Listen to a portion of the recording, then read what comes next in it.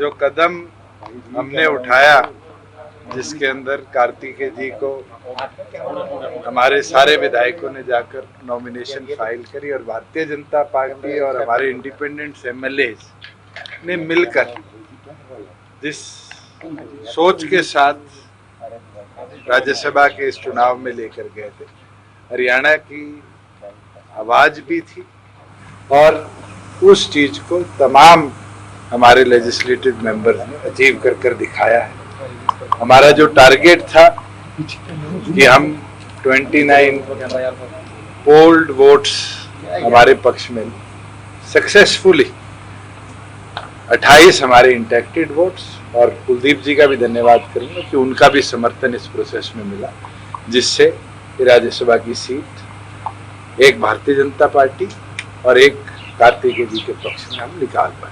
और पूरा विश्वास है कि हरियाणा की आवाज को बड़े अच्छी तरीके से आने वाले समय में राज्यसभा के माध्यम से केंद्र के आगे कार्तिकेय जी रखने का काम करेंगे। मैं तो इनके आने वाले पहले पॉलिटिकल कदम का इनको शुभकामनाएं देता हूं और यही उम्मीद करता हूं कि हरियाणा की प्रगति की आवाज बनकर राज्यसभा में करें। अभी अजय माकन ने, दीपेंद्र हुड्डा ने कहा कि एक वोट रद्द आप लोगों का होना चाहिए, लेकिन कर दिया हमारा। अजय माकन कह रहे हैं कि मैं रायशुमारी कर रहा हूं, कानूनी एक्शन की तैयारी करूंगा। हम विरोध कर रहे थे 2 वोटों का और देर रात तक उसके ऊपर मंथन भी चला। इलेक्शन कमीशन ने उसके ऊपर ऑर्डर भी दिया कि हरियाणा के दोनों वोट्स वैलिड है। उसके बाद एक वोट इनवैलिड कांग्रेस का निकला, उनके वहां पर काउंटिंग एजेंट भी थे, पोलिंग एजेंट भी थे। और जितना वाकया मुझे याद है कि जो गुजरात के पूर्व लीडर ऑफ ऑपोजिशन है शक्ति सिंह जी, वो रूम के अंदर थे और वो रूम से निकल कर गए कि हम चुनाव जीत गए। और मेरे ख्याल से आधे साथियों ने उसको भी विक्ट्री न्यूज बना के डिस्प्ले की।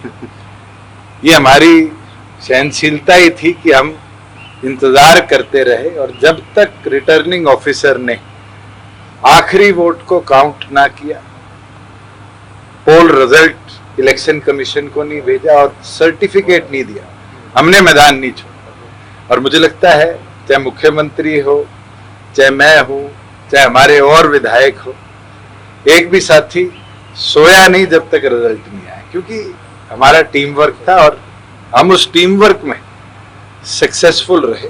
और आज उसका नतीजा है कि गठबंधन के 2 उम्मीदवार थे, एक भारतीय जनता पार्टी की ओर से, एक इंडिपेंडेंट की ओर से, और उस मैदान में हमारे दोनों उम्मीदवार 29 मेरे ख्याल से 5066 इलेक्टोरल वोट्स लेकर विजयी हो।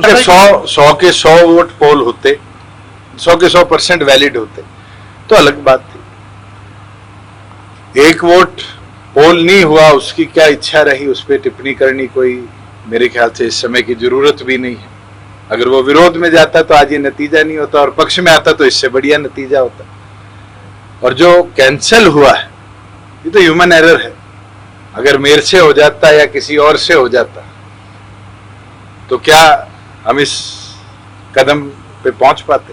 तो मुझे लगता है कर भला हो भला, और हमने अच्छा कदम उठाया। और हमारे सभी भारतीय जनता पार्टी के, जननायक जनता पार्टी के और इंडिपेंडेंट साथियों, और प्लस 2 पार्टियों का जिनका हमें समर्थन मिला, सब ने फेथफुल तरीके से पूरे ईमान के साथ अपने वोट को कार्तिक जी के पक्ष में दिया, कृष्ण लाल पवार के पक्ष में दिया। और आज उसका नतीजा है कि जो कैलकुलेशंस राज्यसभा की लेट डाउन है, जिसके अंदर into 100+1 और नंबर ऑफ कैंडिडेट्स +1 डिवाइड करके निकाला जाता है, मुझे लगता है उस प्रोपोर्शन के अंदर हम इस इलेक्शन को जीत। कुंडू साहब एब्सेंट रहे, किरण चौधरी का वोट क्या नीरज शर्मा जी का वोट इनवैलिड नहीं हो सकता? मैं तो ये बोलता हूं भूपेंद्र हुड्डा का भी वोट इनवैलिड हो सकता है, और वो तो इस गेम में माहिर रहे।